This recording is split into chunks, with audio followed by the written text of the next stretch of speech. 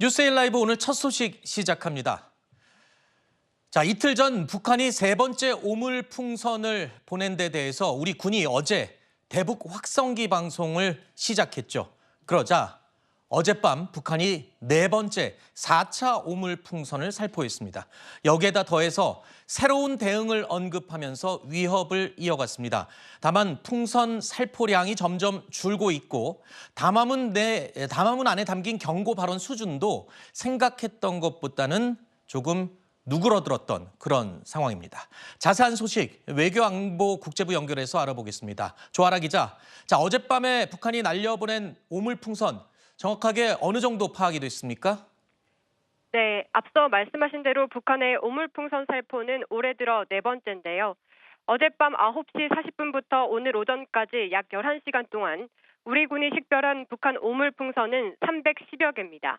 그러니까 지난달 말과 이달 초, 이틀 전에 이어 어제까지 총 1,600여 개의 풍선을 내려보낸 겁니다.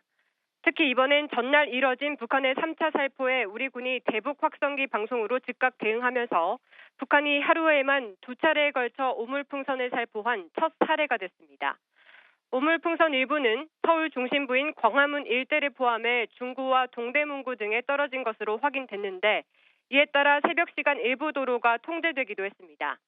오물풍선에는 폐지와 비닐과 같은 쓰레기만 있었던 것으로 전해지는데 우리 군은 분석 결과 안전 위해 물질은 없었다고 밝혔습니다. 자, 조 기자, 제가 조금 전에 잠깐 언급했지만 북한이 담화문에서 새로운 위협 가능성을 언급했다고요? 네, 그렇습니다. 이 북한 김여정 노동당 부부장은 우리 군의 대북 확성기 방송이 시작된 지 6시간 만인 어젯밤 11시쯤 담화문을 냈는데요. 김 부부장은 만약 한국이 대북 전단 살포와 확성기 방송을 계속한다면 새로운 대응을 목격하게 될 것이라고 경고했습니다. 하지만 열흘 전 담화문과 비교해 비난 수준이 다소 낮아졌다는 평가도 나옵니다.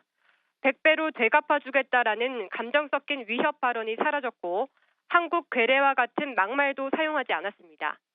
일각에서는 북한이 대북 확성기 방송 재개로 심리적 압박을 받아 비난 수위를 다소 조절한 것 아니냐는 분석이 나타나고 있습니다. 우리 군 당국은 향후 북한의 대응을 살펴본 뒤 대북 확성기 방송 재개 여부를 결정할 것으로 보입니다.